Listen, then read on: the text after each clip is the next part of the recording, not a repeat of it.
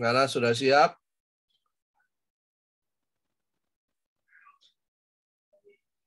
Siap, Pak. Ya. Kita mulai sejarah gereja dari dunia dan Indonesia. Kita masih berkutat di dunia.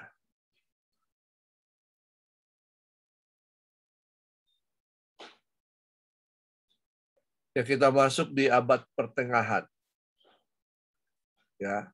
Jadi antara tahun 590 sampai 140, 1400 atau 1500.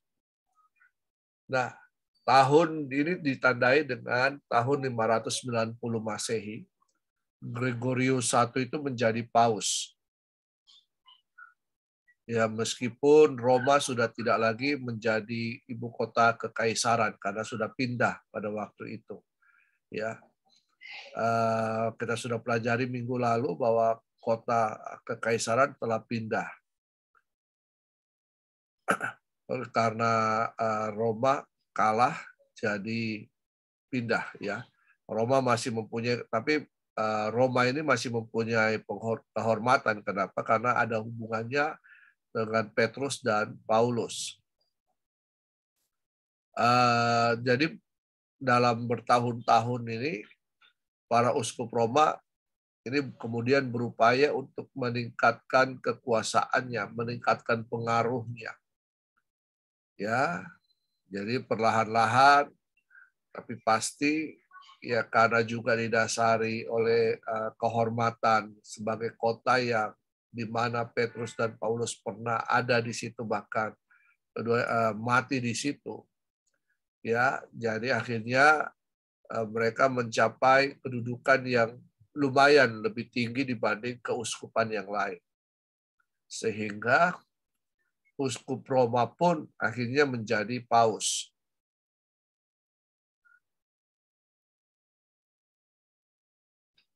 Ya, jadi ada seorang yang sangat berjasa di situ, yang mendukung kewibawaan dan kekuasaan kepausan, tapi dia tidak mengambil keuntungan dari itu semua, bukan keuntungan politik untuk mencari jabatan.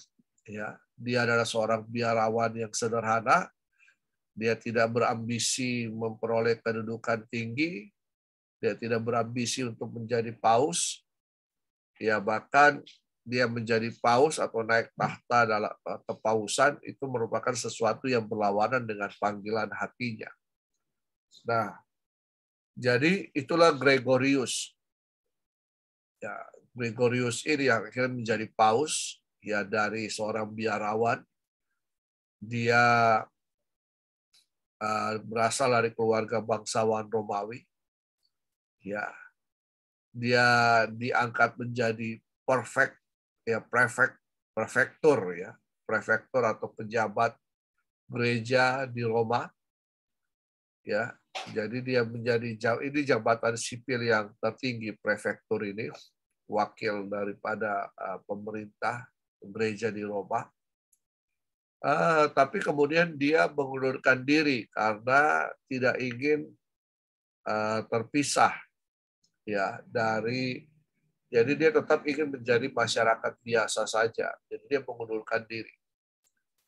Ya, dia tidak ingin terkenal, dia tidak ingin berkuasa. Jadi dia kemudian harta yang dia punya ini kemudian dia pakai untuk mendirikan biara-biara.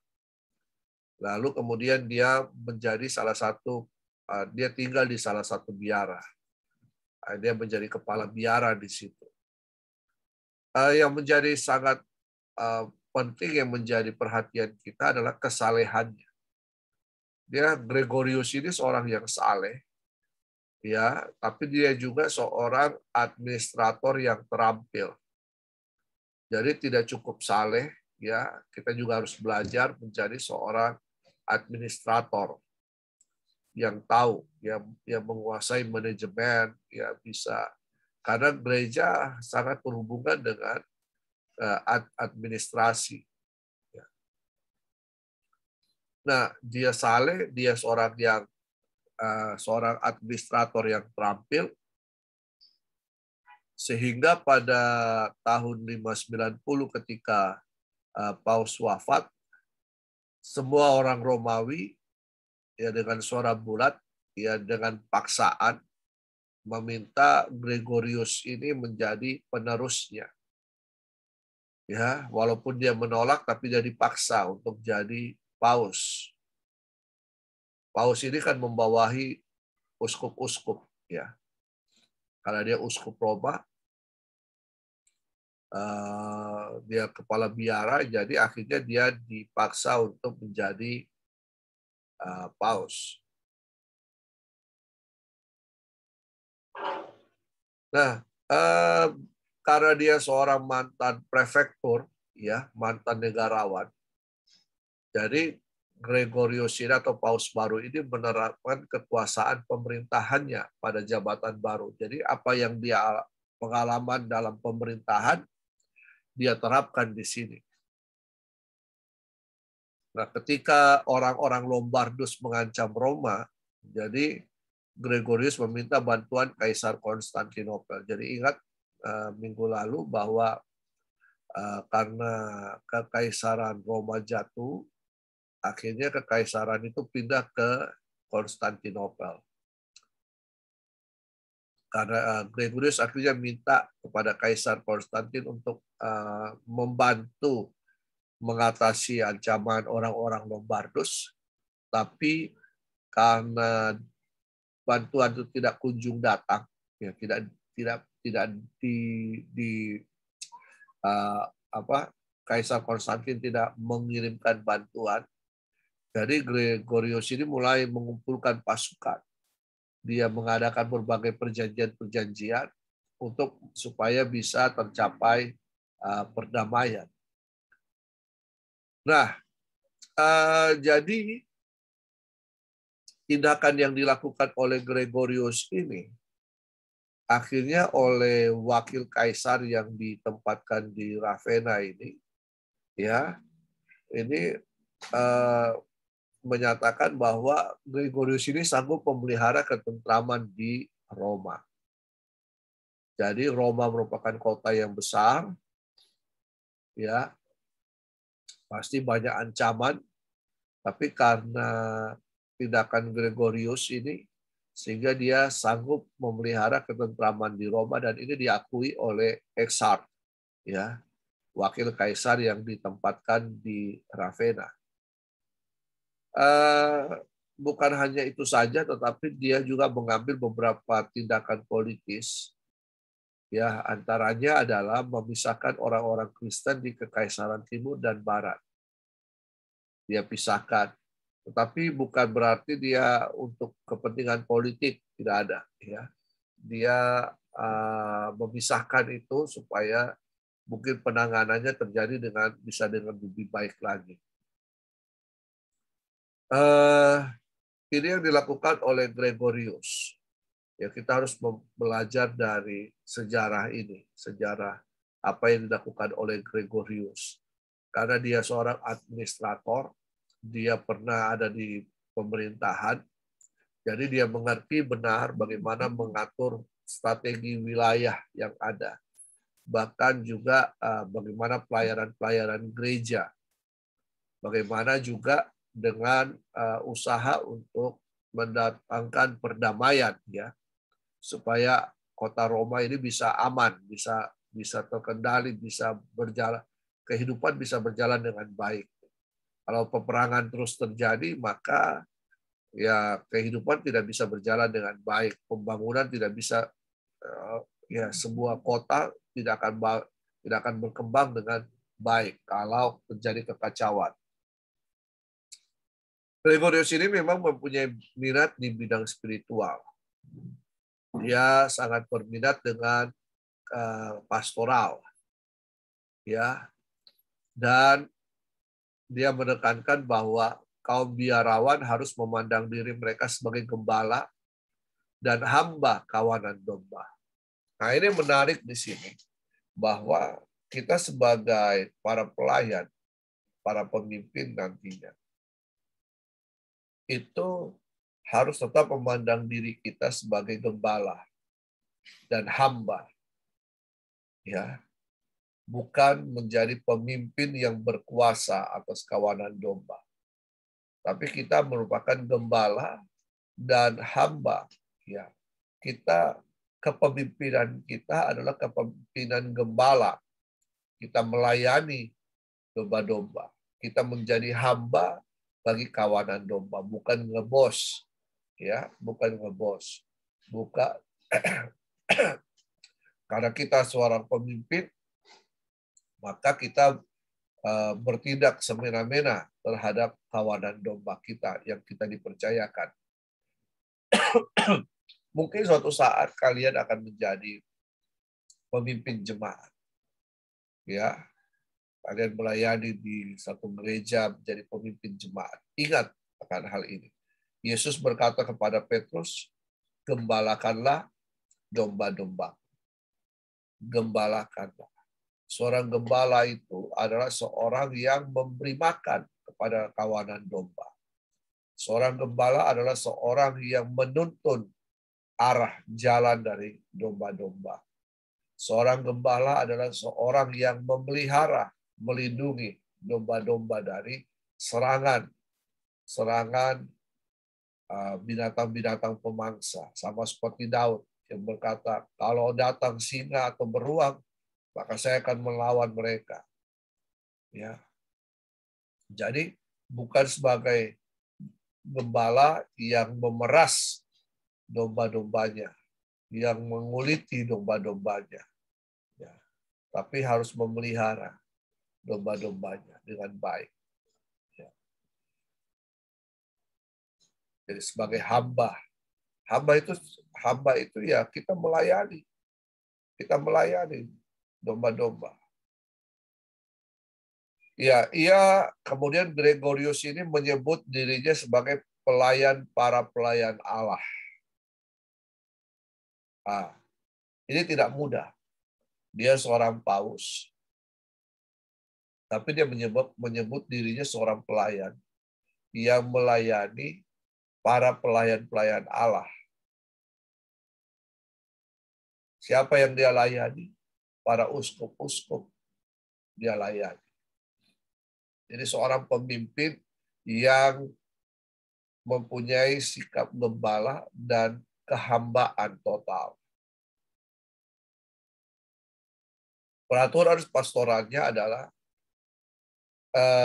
ini kemudian peraturan pastoralnya ini kemudian merupakan menjadi studi, ya, studi di kalangan para uskup atau mereka yang ya vikaris dan semua yang sedang belajar yang ada di biara-biara, ya.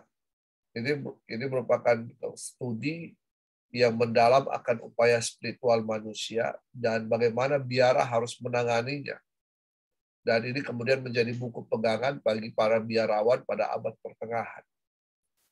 Ya, bukunya ini sangat menjadi pegangan, ya, bagi biarawan untuk dipelajari.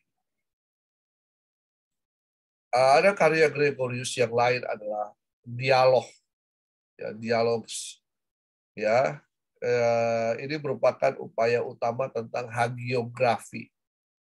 Hagiografi ini bicara tentang tulisan tentang para santo yang menekankan kisah fantastik dan ajaib dan memberikan kesan bahwa para santo adalah pahlawan yang sejati. Siapa para santo ini? Orang-orang kudus. Ya, orang-orang kudus gitu. Siapa orang-orang kudus? Ya, bagi orang gereja Katolik Roma itu banyak, ya. Ya, Paulus, para murid Yesus disebut orang kudus. Ya, ada santo-santo yang lain, ya. Ini banyak di situ.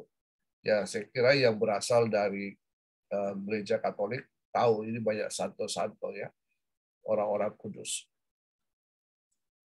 Jadi pada masa kepausannya, dia memberikan penghormatan kepada anggota badan, busana, dan sebagainya. Jadi dia tidak membiarkan itu kemudian menghampiri kesucian, ya, gitu, ya. Jadi perhatikan dengan ya tubuh, dengan busana, ya kostum yang dipakai. Ya ini akan menandakan kesucian dari seseorang. Dan ini merupakan ciri utama kesucian abad pertengahan. Tetapi kemudian saat-saat ini kita berkembang bahwa busana atau kostum seseorang itu tidaklah mempengaruhi kekudusan atau kehidupan suci dari seseorang. Betul nggak? Iya kan? Ada orang yang memakai jubah keagamaan, tahu kan? Jubah keagamaan, tetapi kemudian bisa melakukan tindakan amoral. Jadi bukan berarti kita memakai simbol-simbol agama, kita kemudian menjadi kudus. Ya, kita ya melakukan tindakan-tindakan amoral banyak terjadi. Ya, banyak terjadi. Bahkan tadi saya baru baca ada seorang guru ngaji selama 12 tahun, ya, selama beberapa tahun itu dia telah memperkosa atau mencemari murid-muridnya. Ya. Bukan berarti kita pakai salib besar bahwa kita tidak bisa lagi melakukan dosa. Bisa saja kita bersembunyi di balik jubah-jubah keagamaan. Ya kan? Kita bisa bersembunyi di balik jubah keagamaan untuk menutupi perbuatan-perbuatan dosa kita. Jadi, ya itu bukan merupakan sebuah ukuran bahwa ketika kita berbusana, kita memakai jubah keagamaan, itu kemudian kita tidak lagi berbuat dosa atau kita menjadi kudus. Ya. Tapi pada hal yang berlaku pada abad pertengahan seperti itu. Jadi mereka memakai jubah-jubah biarawati, biarawat, itu menunjukkan bahwa mereka adalah orang kudus. Nah, lalu kemudian dia mengambil keputusan bahwa untuk mendirikan gereja, maka di gereja itu harus ditempatkan satu atau ya relikwi seorang santo atau milik yang dimiliki, barang-barang yang dimiliki oleh seorang santo. Misalnya kita mendirikan gereja di mana? Di Maros. Maka misalnya Rocky yang sudah jadi santo, ya sudah meninggal misalnya, itu tulangnya bisa diambil sepotong untuk ditaruh di mimbar. Ya. Maka mimbar itu menjadi kudus. Ya, relikwi itu barang-barang yang dimiliki oleh seseorang, ya, seorang yang sangat dihormati. Atau apa bagian-bagian tubuh yang ada, macam-macam. Jadi akhirnya kita bisa temukan, oh ada rambutnya di gereja ini, oh ada tulang kakinya di gereja ini. Itu ada, itu ada, ya. Nah, kali ini kita belajar tentang Gregorius. Meskipun demikian, dia membuat ada beberapa buku, ya, dan bukunya ini menjadi panduan bagi para biarawan, ya, tapi dia tidak menganggap dirinya sebagai seorang teolog, ya. Dan bahkan pengajaran-pengajaran itu menjadi pokok dalam teologi Katolik, tapi dia tidak menganggap dirinya sebagai seorang teolog. Gregorius ini percaya bahwa tempat penyucian jiwa, ya, jadi ada tempat yang namakan penyucian jiwa sebelum memasuki sorga. Dan juga dia mengajarkan bahwa misa requiem ini, ya, misa requiem atau misa bagi orang mati, ya, misa arwah, ini akan meringankan penderitaannya di sana. Nah, apakah memang benar demikian? Kita belajar dalam Alkitab bahwa tidak ada lagi hubungan antara dunia orang mati dan dunia orang hidup. Ya, Tuhan Yesus memberikan contoh yang sangat jelas, kisah Bapak Abraham ya dengan kisah orang miskin itu, ya kan? Orang miskin yang berada di pangkuan Abraham, lalu kemudian dengan orang kaya yang dulunya orang miskin ini hanya makan dari meja apa yang jatuh dari meja orang kaya ini, tapi kemudian ketika mereka mati, orang miskin ini berada dalam pangkuan Bapak Abraham, dan kemudian ada jurang yang memisahkan mereka, dan orang kaya ini ada di tempat yang apa ya sebutlah dengan neraka lah ya. Lalu kemudian orang kaya ini berkata kepada Abraham supaya suruh si orang miskin ini mencelupkan tangannya ke air, memberikan dia air minum. Ya, bahwa Abraham berkata tidak ada lagi ya jembatan untuk menghubungkan itu, atau menyuruh orang kaya menyuruh Abraham untuk datang kepada saudara-saudaranya, untuk keluarganya, untuk memperingatkan mereka. Ya, tidak ada lagi hubungan antara dunia orang mati dan dunia orang hidup. Tapi ya ini hal yang sangat berjasa ya bagi teologi Katolik. Jadi apa yang dia ajarkan ini, ada seorang yang bernama Dionysius ini dari Areopagite, ini disebut Areopagite atau Areopagus. Ini kemudian membantu untuk mempopulerkan ajaran-ajaran ini. Jadi ajaran-ajaran Gregorius ini diambil oleh Dionysius ini dari Areopagus, lalu kemudian dia mengajarkan dan mempopulerkan ajaran-ajaran ini. Ya, Dionysius ini menuliskan banyak hal, salah satunya adalah kategori para malaikat. Jadi Gregorius mempopulerkan ide-ide yang diajarkan, tapi Dionysius kemudian menambahkan itu semua. Gregorius pun sangat berpengaruh, dia memulai Kidung Gregorian. Ya, dia tertarik dengan musik gereja. Ya, ada kidung-kidung yang sederhana. Ya, ada juga namanya kalender Gregorian ya di situ. Oke. Jadi Gregorius ini memberikan kuasa bagi misi pekabaran Injil di Kent di bawah pimpinan Agustinus. Agustinus ini seorang misionari yang kemudian menjadi uskup agung pertama di Canterbury. Ya.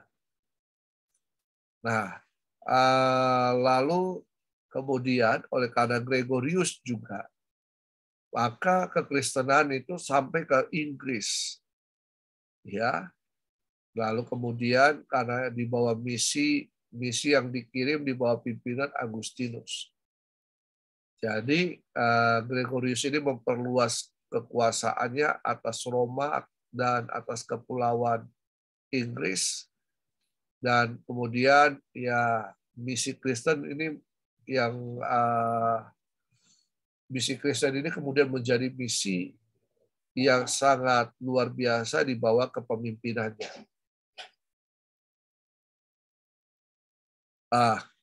Oleh karena itu uskup Konstantinopel ini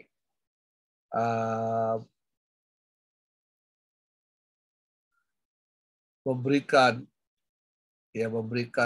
penghormatan, menyebut kepada Gregorius itu gelar Patriark Oikumenes. Tapi dia menolak untuk itu. Ya.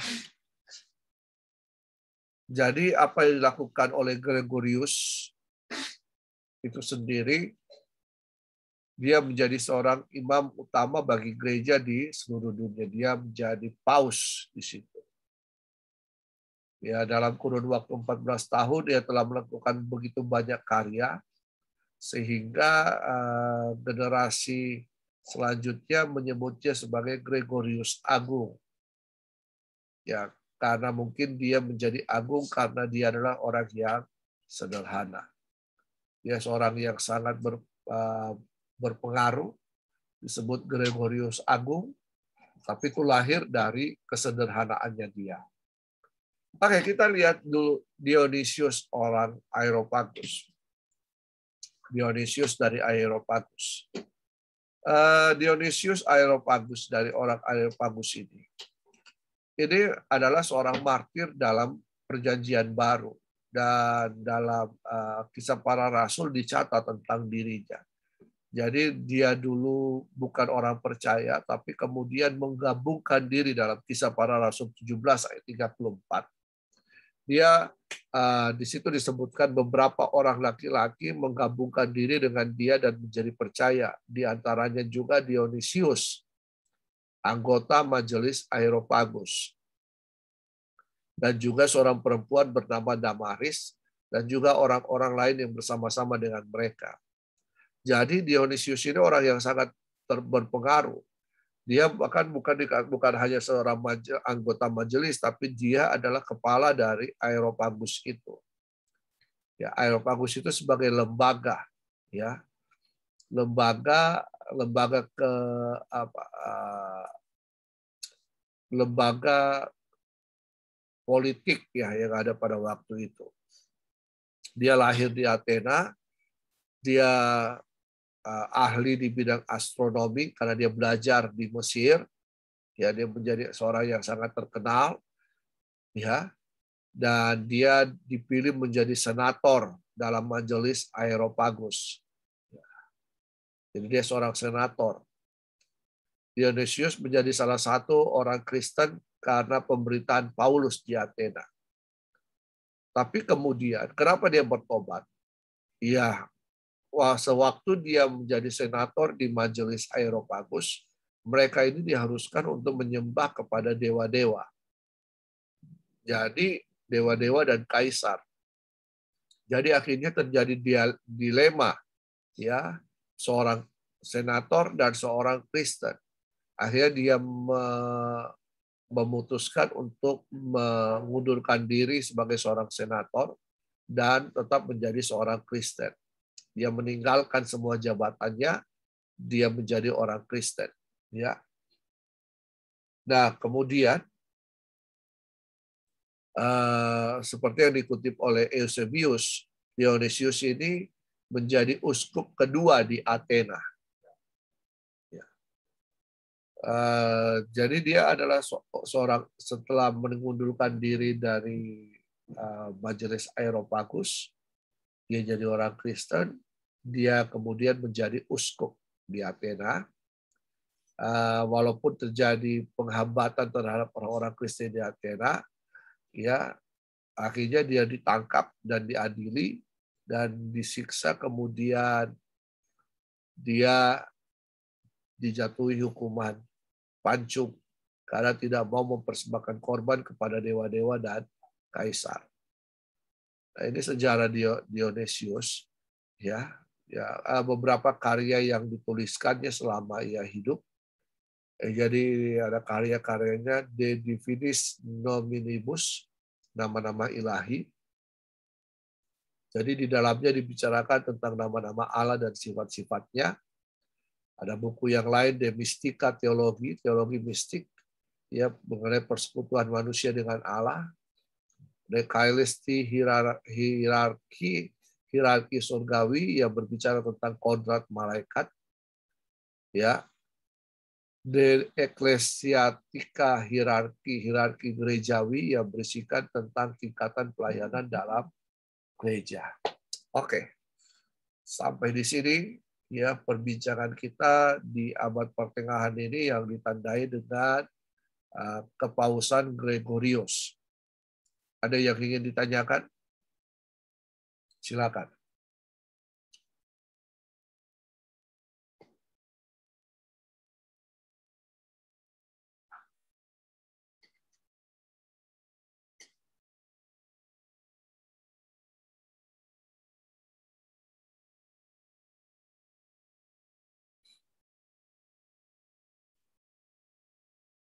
Silakan kalau ada yang ingin ditanyakan.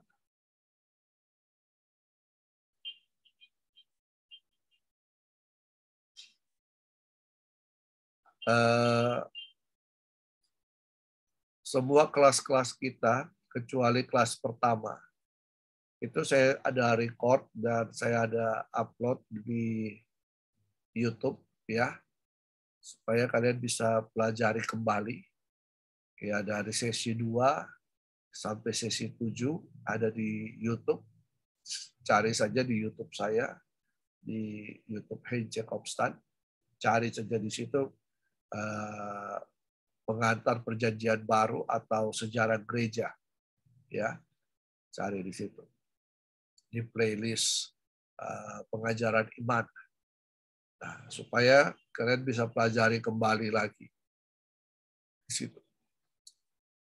Oke, ada yang ingin ditanyakan sebelum kita akhiri? Pak, mau tanya nama YouTube, Pak. Nama saya Heinz Jacobstan.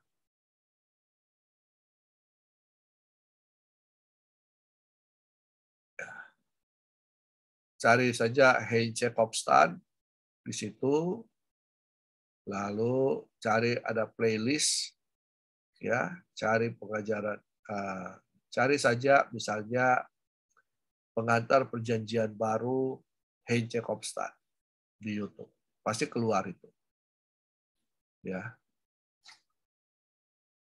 Atau sejarah gereja Heinz Jacobstan pasti keluar.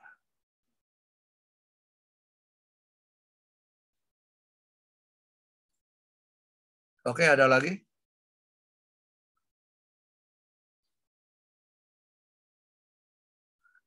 Jika tidak ada, ya kita akhiri kelas kita sampai hari ini.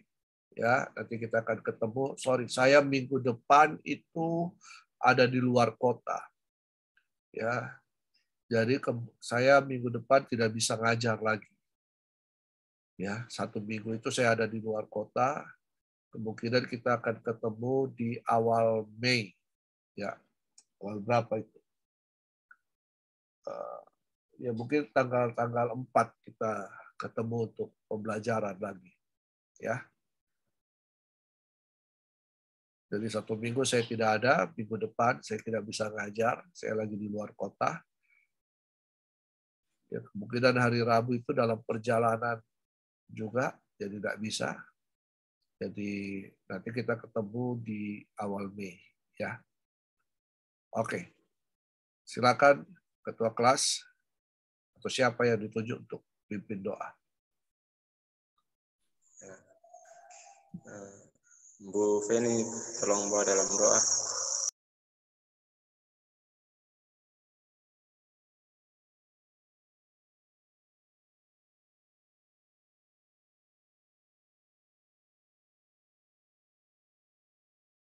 Ya baik, saya berdoa.